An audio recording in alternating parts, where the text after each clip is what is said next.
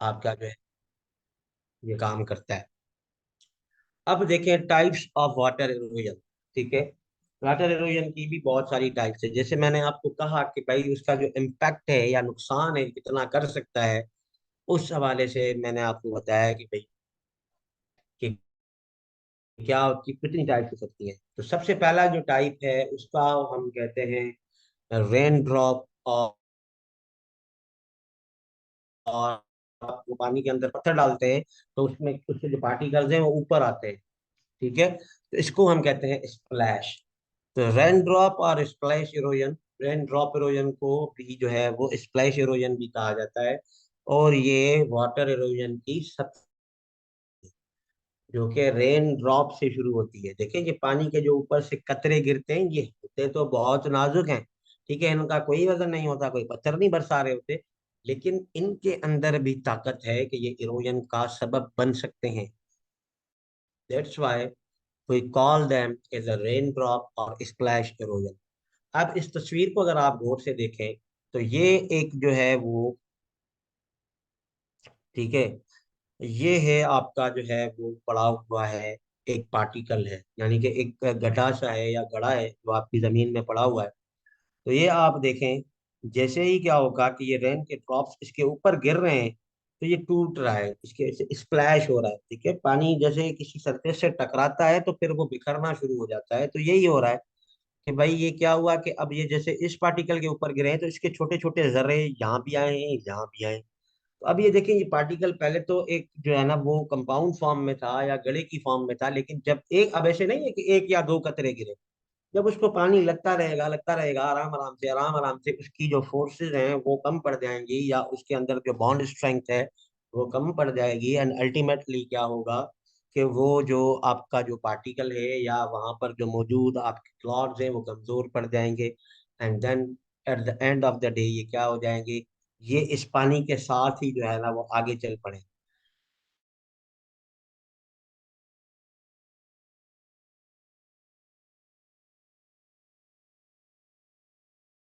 फिर ये तरीके से ये जो है वो काम करता है। तो सबसे पहला जो नुकसान पहुंचाता है वो रेन वाटर होता है। देखिए पानी का कचरा भी देखना इरोजन का सबब बन सकता है। जैसे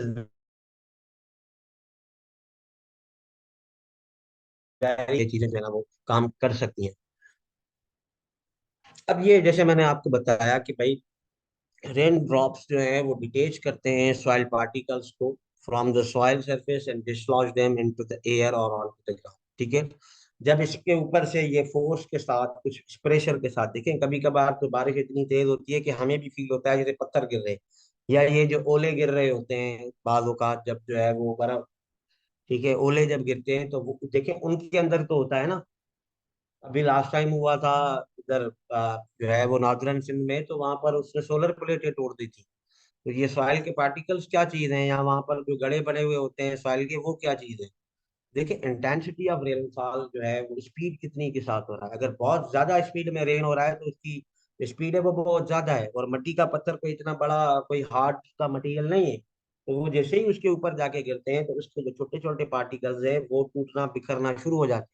अब कुछ उसमें क्या हो जाते हैं कि हवा में उछल उड़ते हैं, और कुछ फिर क्या करते हैं जमीन के ऊपर गिर उठते हैं। जब ये पानी नीचे गिर के जब आगे मूव करना शुरू करेगा, यहाँ से ये देखें यहाँ पे तो गिरा है, तो ये इसने इसको तो तोड़ दिया, अब ये पार्टिकल इस पानी के अंदर है, तो ये जब मूव करेगा तो ये यहाँ से लेता हुआ जाएगा, फिर ये जहां तक जाएगा वहां तक आपके पार्टिकल्स जो है वो चलते जाएंगे। सो दिस इज द मेथड कि किस तरीके से जो है वो आपकी रेन ड्रॉप और स्प्लैश एरोजन जो है वो वर्क कर रही होती है आपकी जो है वो सॉइल्स के अंदर। स्प्लैश इरोजन जो है वो एक स्टार्ट है, ठीक है, एक जो है वो इनकाद है, यानी कि एक सफर का आगाज है जो वाटर इरोजन की जो दूसरी फॉर्म्स हैं उनको जो है वो बढ़ोतरा देती है या उनको नेवता प्रदान करती है कि भाई आए और आप सब लोग भी जो है वो अपना काम जो है वो यहाँ पर आके दिखाएं। सो दिस इज द सॉरी तो ये वो मेथड है जिसके वजह से क्या होता है कि आपकी जो आने वाली फॉर्म्स है वो कर देती है, क्योंकि जब पानी आपके पार्टिकल्स के ऊपर गिरता है तो वो फिर कमजोर पड़ जाती है। ठीक है, यही वजह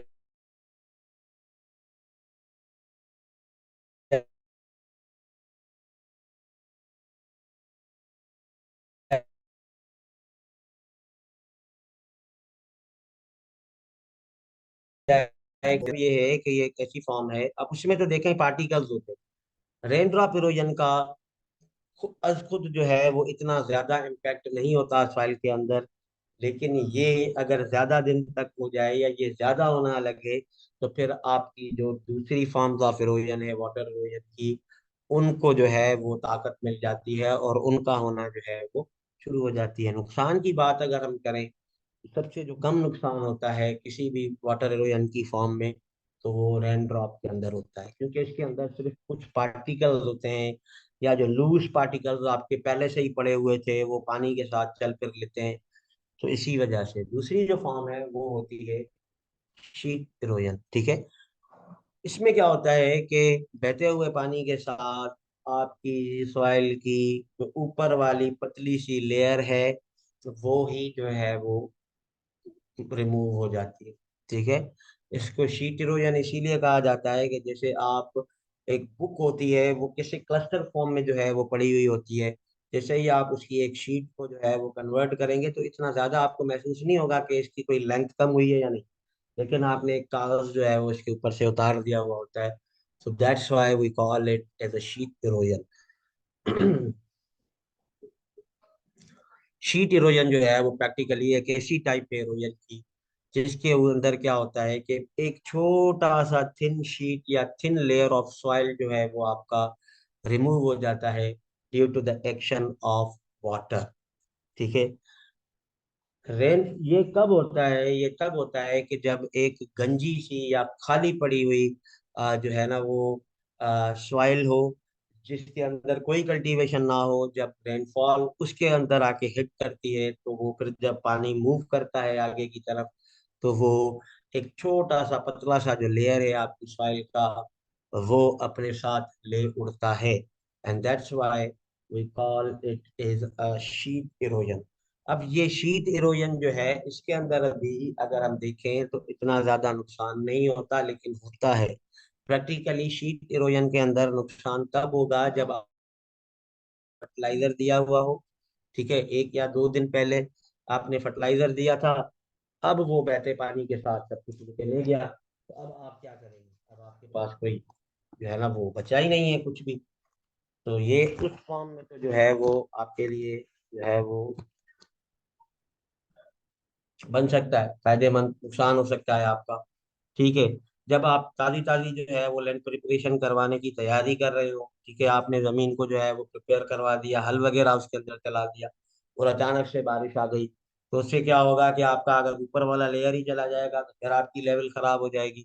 ठीक है, तो इसी वजह से कहते हैं कि भाई लैंड की प्रिपरेशन, सीड की सोइंग, या फिर जो फर्टिलाइजर एप्लीकेशन है वो वेदर के ऊपर डिपेंड करती है। आप वेदर को जो है वो देख कर ही ये सारी की सारी चीजें जो है वो आपको प्लान करनी पड़ती हैं। अगर आप वेदर से हटके करेंगे तो फिर आपके लिए जो है वो मसला हो जाएगा।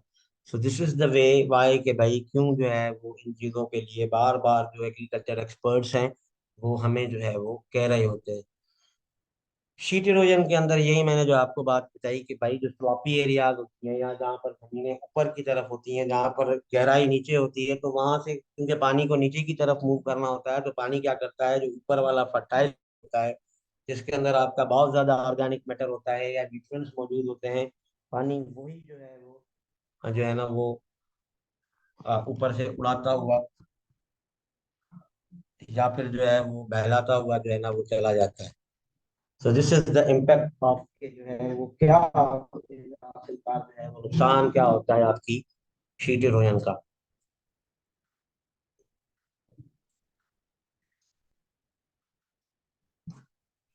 तीसरा जो फॉर्म है वाटर इरोजन का, उसको हम कहते हैं रिल इरोजन। ठीक है, रिल इरोजन तब नजर आती है जब आपकी जमीन के अंदर छोटे छोटे से जो है वो चैनल्स बन जाए, जैसे ये इस जमीन में आपको नजर आ रहा है कि भाई ये देखें, ये लाइन बनी हुई है, ये लाइन बनी हुई है, फिर ये लाइन बनी हुई है, फिर ये लाइन बनी हुई है, यानी कि आपकी जमीन का इतना नुकसान हो जाए कि आपको अपनी जमीन के अंदर छोटी छोटी सी नालियां बनी हुई नजर आए, जिसको हम रेविलेट्स कहते हैं, टाइनी रेविलेट्स के कहा जाता है। तो उसको हम कहते हैं रिल इरोजन।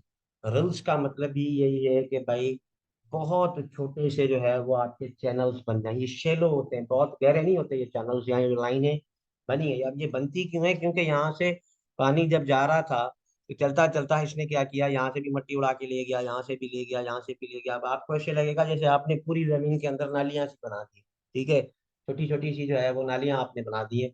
तो इस टाइप ऑफ इरोजन को हम कहते हैं रिल इरोजन। रिल्स का मतलब है शेलो चैनल्स और depressions in the soil surface. कि भाई वाटर जो है वो इतना फ्लो कर गया, या उसकी स्पीड इतनी तेज थी कि ऊपर से इतनी मिट्टी उड़ा के ले गया कि नालियां सी बन गई। ठीक है, खड्डे से बन गए हैं पूरे के पूरे जमीन के अंदर, या जो छोटे छोटे चैनल्स आपके बन जाते हैं, तो इसको हम कहते हैं रिल इरोजन। आमतौर पर जब जो है वो, अब तो रोड हो गए हैं गलियों के अंदर, जब बारिश होती थी तो हम देख रहे होते थे कि पानी खुद ही अपनी नाली जो है ना वो बना लेता था, उसी के अंदर से मूव करता हुआ जो है वो जा रहा था। अब ये चीजें जो है वो आपको फील्ड्स के अंदर ही नजर आएंगी। बहुत कम ऐसा देखने को मिलता है, लेकिन जब बहुत ज्यादा रेनफॉल हो जाती है या कंटिन्यूअसली जो रेनफॉल होती है, चलती ही रहती है, ठीक है, तो वो इसीलिए नुकसानदेह होती है कि आपकी जो जमीन है वो उसमें जो है वो ज्यादा बह जाने का जो है वो खतरा होता है। तो इस टाइप ऑफ इरोजन को हम कहते हैं रिल इरोजन। अब ये है कि देखें, इस इरोजन को होने के लिए फिर शीट इरोजन का होना बहुत जरूरी है। ठीक है, पहले तो वो क्या करेगी, आपकी टॉप वाली लेयर ले जाएगी। अब वो जो टॉप वाली लेयर है वो बहुत थोड़ी बहुत मजबूत होती है। जब आपकी वो उड़ जाती है ना, उसके बाद भी अगर बारिशें नहीं रुकी, ये एक कंटिन्यूअस प्रोसेस है। मैं वही आपको समझा रहा हूँ कि पहले अगर बहुत कम रेनफॉल हुई तो सिर्फ आपकी क्या होगी, रेन ड्रॉप इरोजन होगी या स्प्लैश इरोजन हो जाएगी। लेकिन जब उसकी इंटेंसिटी या मैग्नीट्यूड अगर चेंज हो गया तो फिर वो रेनफॉल इरोजन क्या होगा, क्योंकि पानी इतना ज्यादा हो जाएगा, फिर वो शीट इरोजन में चेंज हो जाएगी। अगर आपने उसको वहां पर नहीं रोका तो हम बारिश को तो नहीं रोक सकते। अब जो होना था वो हो गया, लेकिन अगर शीट इरोजन भी हो गई, पानी बहता बह रख गया एक दफा, लेकिन फिर अचानक से पीछे से दोबारा से बारिशें होना शुरू हो गई, तो फिर ये शीट इरोजन के साथ अब रिल इरोजन भी उसी पेज ऑफ लैंड में जो है वो होना शुरू हो जाएगी। ऐसे नहीं है कि एकदम से इतनी बारिश हो जाएगी कि बस खड्डे ही बन जाए, नहीं। पहले आपकी रेन ड्रॉप होती है, अगर आपने रेन ड्रॉप को नहीं रोका या वहां पर आपके पास कोई प्रोटेक्टिव मेजर नहीं है, तो वो रेन ड्रॉप अल्टीमेटली अगर बारिश नहीं रुकती तो फिर कन्वर्ट हो जाती है शीट में। अगर आपने शीट इरोजन हो रही है, आपको लग रहा है कि भाई यहाँ से ऊपर वाला जो टॉप लेयर है वो उड़ गया, अभी भी आप अगर बारिश को नहीं रोक सकते या वहां पर आप जो है वो नहीं रोक पाए बारिश को, तो फिर अल्टीमेटली क्या होगा, अल्टीमेटली यही होगा कि फिर ये छोटे छोटे से टाइनी रेविलेट्स या फिर चैनल्स जो हैं वो आपकी सॉइल के अंदर जो है वो बनते हुए आपको नजर आना जो है वो शुरू हो जाएंगे। And this is called is reel erosion. ये जो चैनल्स हैं इनको हम कहते हैं कि भाई रिल्स बन गई हैं। ठीक है, आप ये समझ रहे होंगे कि भाई हमारे पास तो इतनी बारिशें होती नहीं है। तो भाई ये बारिशें सिर्फ यहाँ पर नहीं होती, लेकिन नॉर्दर्न एरियाज जो ऊपर के इलाके हैं हमारे, पहाड़ी इलाके हैं, वहां पर तो एक तो देखें ऊंचाई है। ठीक है, अब मरी और ये जो इस्लामाबाद और रावलपिंडी वाला जो साइड है वहां पर तो देखें इतनी सिर्फ बारिशें होती हैं, बहुत ज्यादा होती है, वहां पर ये बहुत कम होता है। ठीक है, हमारे पास तो होती नहीं है, हम वैसे ही जो है वो एरिड रीजन में आते हैं। लेकिन जो हमारे टॉप के रीजन हैं, वाटर इरोजन वहां पर आपको बहुत देखने को मिलती है। ठीक है, हमारे पास तब होती है जब या तो बहुत ज्यादा रेन हो गया हो, या फिर हमारे पास जो है वो फ्लड्स आ गए। रिवर इरोजन जो है वो डीप भी हो सकती है। ठीक है ना, पहले तो इतना बना, अब अगर दोबारा से बारिश हो गई तो जाहिर सी बात है ये फिर पानी अब इसके अंदर से मूव करेगा। तो ये जब इन रेवोल्यूट्स के अंदर से मूव करना शुरू करेगा तो आराम आराम से इनको फिर बड़ा करता जाएगा। जैसे हमने पीछे वाली में देखा था कि पानी को पहले इतना सा रास्ता दिया गया था कि आप यहाँ से मूव करो। ठीक है, इसीलिए तो हम कहते हैं कि भाई वाटर कोर्स पक्के कराओ। इससे क्या होता है कि वो कट मारता हुआ मारता हुआ मारता हुआ एक दिन ऐसा आएगा कि आपका वाटर कोर्स ही तोड़ देगा। तो ये फिर क्या होता है कि भाई अगर आपने इसको वक्त के साथ नहीं रोका तो ये जो छोटी छोटी नालियां आपकी जमीन में बनी है, ये फिर चौड़ी भी बन जाती हैं और फिर गहरी भी होना शुरू हो जाती है। गहरी क्यों होती हैं? क्योंकि ये जब पानी, अब पहले तो इसकी सरफेस के ऊपर से कर रहा था, अब खड्डे जो बन गए तो पानी तो पीछे से आए जा रहा है ना। तो वो जो पानी पीछे से आए जा रहा है वो क्या करेगा, इनको भी जो है वो जो है ना वो बहाता हुआ लेकर जाएगा। पहले इसकी अगर इस सरफेस के ऊपर से पानी जा रहा था, तो अब इनमें से भी तो जाएगा ना, या पानी ये गया,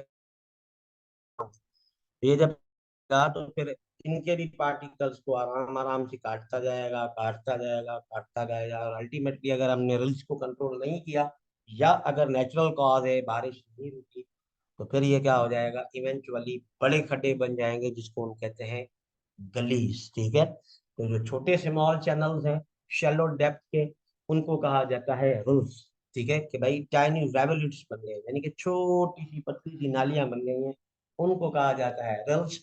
ऐसी फॉर्म ऑफ इरोजन जिसके अंदर छोटे से गहर, बहुत कम गहरे, अगर छोटे से चैनल्स बन जाएं या रिल्स बन जाएं, तो उस फॉर्म ऑफ इरोजन को कहते हैं रिल इरोजन। अब आप कहेंगे कि सर ये मट्टी कहाँ गई, तो ये मट्टी जहाँ ये जो जिसने काटी है, ये उस पानी के साथ है। यहाँ से तो उसने डिटेच किया है ना, अब ट्रांसपोर्ट होती हुई जा रही है, पानी जा रहा है आगे, तो वो मट्टी भी डिटेच करता हुआ जा रहा है, जा रहा है, और अल्टीमेटली एक ऐसी जगह आएगी जहां पर वो पानी जाके रुकेगा, और वो सारी की सारी मट्टी फिर उसके अंदर, फिर वो कोई लेक हो सकती है, कोई तालाब हो सकता है, कहीं किसी दूसरे की जाके जमीन में रुकेगी। तो अब फिर वो जो अगर जमीन है, तो फिर उसका भी तो नुकसान होगा ना भाई। उसका जो पूरा ऊपर का जो टॉप लेयर है, उसके ऊपर तो ये फॉरेन पार्टिकल्स आके कब्जा कर लेंगे। अब पता नहीं इसमें कोई प्रॉब्लम था, सैलाइन सॉइल थी, या इसके अंदर टॉक्सिक सब्सटेंसेस पड़े हुए थे, या ये वहाँ वो प्लॉट है जिसके अंदर लोगों ने मेडिकल वेस्ट डंप किया हुआ था, या यहाँ पर पेस्टिसाइड्स की बॉटल्स को स्टोर किया जाता था। तो दोनों चीजें हो सकती हैं। ठीक है, याद रखें, ये जहाँ पर जाके डिपॉजिट होता है वहां पर नुकसान भी हो सकता है, फायदा भी हो सकता है। अगर चाह उस पानी के अंदर जो सेडिमेंट्स हैं या पार्टिकल्स हैं वो सिर्फ फर्टाइल सॉइल के हैं, तो जहां पर जाके ये डंप होंगे फिर तो उसके बारे निराले होगा, उसकी जमीन को मुफ्त में जो है वो फर्टाइल सॉइल मिल गई। अगर ये पॉल्यूटेड लैंड थी या सेलाइन लैंड थी या कुछ भी था, तो फिर क्या होगा कि फिर ये जो है ना, वो फिर जहां पर जाके डंप होंगी, ये सारे मसले मसाइल उसकी जमीन में भी आ जाएंगे। तो इसीलिए कहा जाता है कि भाई फ्लड के बाद या हैवी रेनफॉल के बाद बहुत सारा नुकसान होता है। ठीक है, वो सिर्फ ऐसे पानी की वजह से नहीं होता, लेकिन दूसरी भी चीजें हैं जो खराब हो जाती हैं, अल्टीमेटली आपकी जो है वो पूरी की पूरी चीजों को जो है वो खराब कर देती है। चौथा जो फॉर्म है वो है गली इरोजन। जैसे मैंने आपको बताया कि अगर आपने उन चैनल्स को ना रोक पाए, या उसका बारिश का हमने जो है ना वो कोई सस्टेनेबल हल ना ढूंढा, तो फिर अल्टीमेटली होता क्या है कि वो चैनल्स गहरे भी बन जाते हैं, यानी कि नीचे उनकी जो हाइट विड्थ है वो बढ़ जाती है, और गहरे भी बन जाएंगे और चौड़े भी बन जाएंगे। फिर ये रिल्स नहीं कहलाएंगी, ये कहेंगी गलीज। तो ऐसी फॉर्म ऑफ इरोजन जिसमें इतनी आपकी जमीन जो है वो साया हो जाए या बहकर चली जाए कि आपकी जमीन के अंदर बहुत बड़े गहरे खड्डे से बन जाएं या गलीज बन जाएं, तो उस फॉर्म ऑफ इरोजन को कहते हैं गली इरोजन। और ये लास्ट स्टेज है वाटर इरोजन की। याद रखें, स्टार्ट होता है रेन ड्रॉप से और एंड होता है गली के ऊपर। तो गली इरोजन जो है वो लास्ट स्टेज है वाटर इरोजन की, और इसके अंदर जो नुकसान है वो सबसे ज्यादा होता है। रेन ड्रॉप में छोटे छोटे से पार्टिकल्स बहकर चले जाते हैं। शीट इरोजन में आपका जो टॉप सॉइल है, पतली सी 2 इंच की 3 इंच की जो लेयर होती है वो जा सकती है। रिल्स के अंदर क्या होता है कि आपकी जो नाली, अब देखें मैग्नीट्यूड बढ़ेगा, जाहिर सी बात है। रिल्स बन गई हैं तो पहले तो ये था कि ऊपर से चली गई, अब ये कि थोड़ी गहरी गई है, लेकिन जब ये गली में बन जाती है तो फिर ये क्या हो जाता है, ये इसको जो है वो फिर बहुत ज्यादा नुकसान जो है दे देती हैं आपकी जो है ना वो सॉइल्स को। तो गली erosion involves the formation of larger and deeper channels. उसमें क्या था, शेलो चैनल्स बन रहे थे। इसमें क्या होता है कि भाई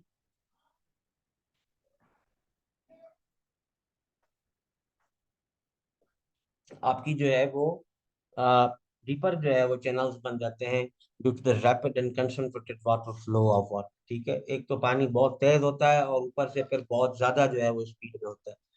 तो गलीज जो है वो क्या करती हैं, सिग्निफिकेंटली अल्टर कर लेंगी आपकी टेरेन को, यानी कि जो आपकी लैंड का जो नक्शा है उसको ही बदल देगी, और आपको बहुत ज्यादा जो है वो नुकसान उठाना पड़ेगा, and ultimately leading to the degradation of land. ठीक है, अल्टीमेटली होता क्या है कि आपकी जो लैंड है वही जो है वो डिग्रेड होना जो है वो शुरू हो जाती है। That's why we call it is a gully erosion. ठीक है, तो इसको हम इसी वजह से कहते हैं कि भाई ये जो है वो गली इरोजन। ठीक है। अब जो है वो रीजंस क्या है, इरोजन हो तो रही है, ठीक है, क्यों वाटर इरोजन के पीछे लॉजिक्स क्या है, रीजंस क्या है कि भाई क्यों इतना ज्यादा जो है वो हमें नुकसान उठाना पड़ रहा है। तो सबसे पहली जो बात है वो है रेनफॉल। ठीक है, rainfall is the one of the major reason of जो है वो वाटर इरोजन। ठीक है, यहाँ पर टाइप्स नहीं होगा, यहाँ पर कॉजेज होगा। ठीक है, सॉरी, ये मुझे जो है वो करेक्ट करना पड़ेगा, ये होगा causes, causes of water erosion. ठीक है, तो सबसे पहला जो कॉज है वो रेनफॉल है। ठीक है, क्योंकि मैंने आपको बताया कि भाई रेनफॉल से ही ये सारी की सारी चीजें जो है वो शुरू होती हैं। तो रेनफॉल जो है वो एक बहुत बड़ा जो है वो कॉज है। ठीक है, जो है वो आपके जो है वो वाटर इरोजन का। याद रखें, अभी जो मैं आपको चीजें बता रहा हूँ वो लिखने वाली है। ठीक है, तो मैं आपको 1 मिनट दे रहा हूँ, अगर किसी ने अपने साथ कोई कॉपी या नोटबुक नहीं रखी तो वो आप रख लें, क्योंकि फिर आप कल को टेस्ट में कहेंगे सर ये आपने तो स्लाइड्स में दिया ही नहीं था। मैं अब सिर्फ आपको बताता जाऊंगा कि भाई रेनफॉल के क्या इम्पैक्ट होते हैं। ठीक है, तो 1 मिनट ब्रेक है आपके पास, 1 मिनट के अंदर आप लोग जो है वो कर लें, उसके बाद जो है वो मैं फिर आगे जो है उसको कंटिन्यू कर, जस्ट 1 मिनट।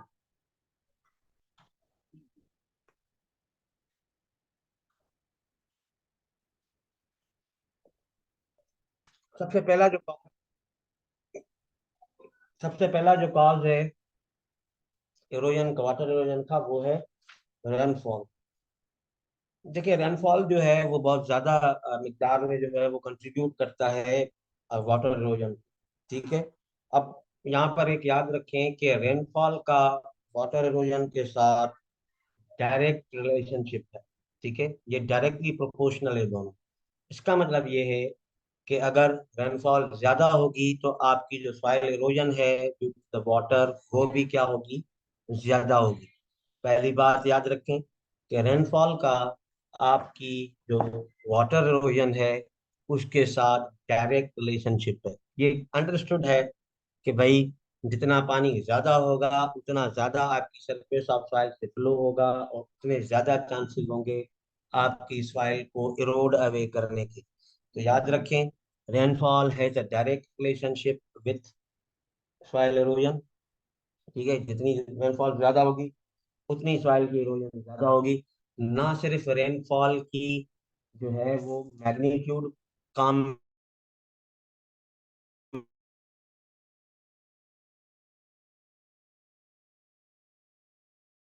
में आता है, स्पीड कितनी हो, कितना तेज बारिश हो रही है। ठीक है, और डिस्ट्रीब्यूशन का मतलब ये है कि कितने एरिया में हुई। ठीक है, बाजों का ये होता है कि लाड़काना में बारिश होती है तो क्या वहां से उस टाइम भी पानी बहकर जो है वो दादू तक पहुंचता है? नहीं पहुंचता।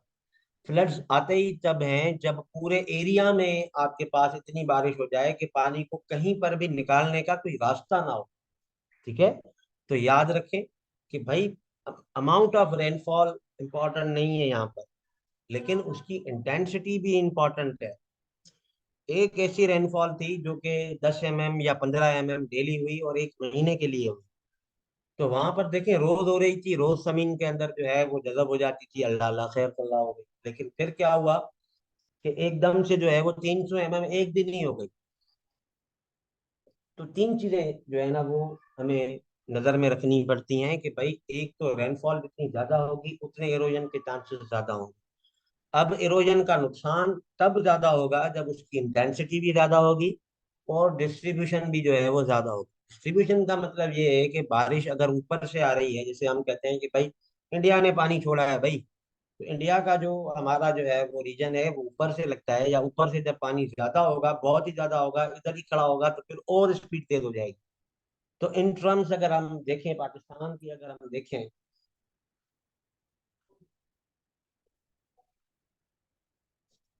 ठीक है, तो यही है कि अगर देखें भाई अगर रेनफॉल का, अगर आप इंटेंसिटी की बात करते हैं या जिसको हम आम लफ्जों में स्पीड कहते हैं, तो देखें अगर स्पीड बहुत ज्यादा होगी भले वो कम टाइम के लिए हो, लेकिन वो अगर उसकी स्पीड ज्यादा है तो फिर उससे क्या होगा कि एरोजन का जो हैजर्ड है वो ज्यादा हो जाएगा, और जो है वो बहुत ज्यादा मिकदार में जो है वो नुकसान पहुंचा सकता है। तो ये थी आपकी रेनफॉल। दूसरा होता है स्लोप, यानी कि आपकी जमीन है कहाँ पर, उसका स्लोप कैसा है। ठीक है, अगर आपकी जो है वो किसी ढलान वाले इलाके में जमीन है तो फिर तो यही होगा कि जो पानी ऊपर से आएगा वो सारा का सारा आपका जो है वो सॉइल जो है ना वो बहला के चला जाएगा। ठीक है, तो इससे स्लोप भी जो है वो क्या करता है कि स्पीड और एक्सटेंट ऑफ इरोजन को कंट्रोल करता है। नॉर्मली ये जो सीधे फ्लैट जमीन होती हैं, ठीक है, इनके अंदर इरोजन या वाटर की जो मूवमेंट है वो रिलेटिवली स्लो होती है एज कम्पेयर टू स्लोप। ठीक है, तो स्लोप भी जो है वो एक दूसरा जो है वो बहुत बड़ा इम्पोर्टेंट जो है वो चीज है, जिसको हम कहते हैं कि भाई इसकी वजह से भी जो है वो होता है। तीसरी है सॉइल। अब सॉइल की टाइप कैसी होनी चाहिए। ठीक है, सॉइल से मतलब मुराद ये है कि भाई हर किस्म की जो सॉइल है वो इरोजन को फेस करने के लिए या रेजिस्ट करने की अलग अलग सलाहियत रखती है। ठीक है, इसमें जो है वो दो चीजें याद रखें in terms of water erosion. दो प्रॉपर्टीज होती हैं सॉइल की जो बड़ी इंपॉर्टेंट होती हैं। ठीक है, एक होता है उसका जो है वो वाटर एब्जॉर्ब करने की सलाहियत, कि भाई कितनी तेजी से वो अप्लाइड वाटर को एब्जॉर्ब कर सकती है। ठीक है, और दूसरी चीज उसको देखी जाती है कि वो कितने अरसे तक उसको जो है वो रिटेन कर सकती है। तो ये दो चीजें होती हैं सॉइल की जो एक सॉइल को रेजिस्ट करने से या एक सॉइल की एरोजन को रेजिस्ट करने की सलाहियत दूसरी सॉइल से चेंज करती है। ठीक है, तो याद रखें कि दो चीजें जो बहुत इंपॉर्टेंट होती हैं इरोजन के हवाले से सॉइल्स के अंदर, वो होती है कि एक तो इनका जो एब्जॉर्ब करने का मैकेनिज्म है। ठीक है, वो स्पीड या वो रैपिडिटी जिसकी वजह से सॉइल जो है वो एब्जॉर्ब करती है पानी को और फिर उसको जो है वो रिटेन कितनी देर तक कर सकती है। ठीक है, ऐसे नहीं है कि आपने जो है वो निकाल दिया या वही हो गया। ठीक है, अब इन दोनों प्रॉपर्टीज को जो कंट्रोल करती है चीजें, उनमें आ जाता है सबसे पहले कि भाई सॉइल की जो प्रॉपर्टीज हैं, जो पार्टिकल्स हैं, उनका साइज कौन सा है। ठीक है, याद रखें अगर सैंडी सॉइल होगी तो उसके अंदर वाटर एब्जॉर्ब करने की सलाहियत बहुत ज्यादा होगी। ठीक है, आप रेत के ऊपर अगर एक गिलास पानी डालें 2 मिनट में गायब हो जाए। अगर आप इसी सॉइल के ऊपर जो है वो इसके मुकाबले में अगर आप क्लेई सॉइल के ऊपर इतना सा पानी डालेंगे तो वो थोड़ा टाइम लेगी। तो ये है कि भाई सॉइल के जो पार्टिकल्स है उनकी साइज कौन सी है, इसका मतलब ये है कि उसके अंदर सैंड सिल्ट क्ले की परसेंटेज कितनी है। ठीक है, तो सैंडी सॉइल्स के अंदर वाटर एब्जॉर्ब करने की सलाहियत बहुत ज्यादा होती है लेकिन वो रिटेन नहीं कर सकती। क्ले सॉइल के अंदर जो वाटर एब्जॉर्ब करने की जो स्पीड है वो थोड़ी कम है लेकिन उसके अंदर होल्ड करने की जो सलाहियत है वो बहुत ज्यादा होती है।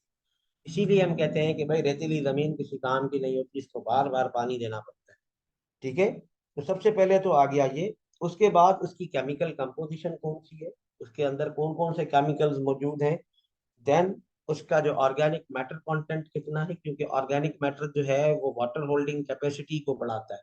ठीक है, जमीन के अंदर जो वाटर रिटेंशन कैपेसिटी है उसको क्योंकि ऑर्गेनिक मैटर बढ़ाता है, इसीलिए ये जो प्रॉपर्टीज हैं ये ऑर्गेनिक मैटर पे भी डिपेंड करती है।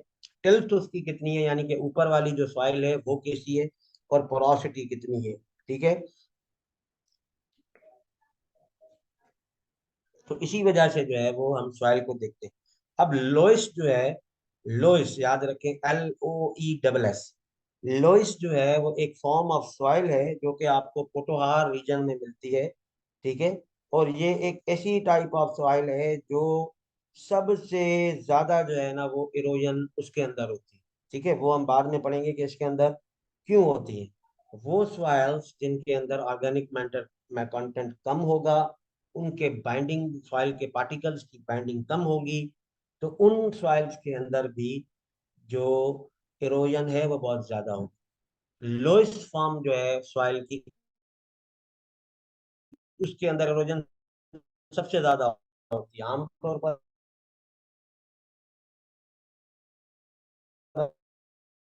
matter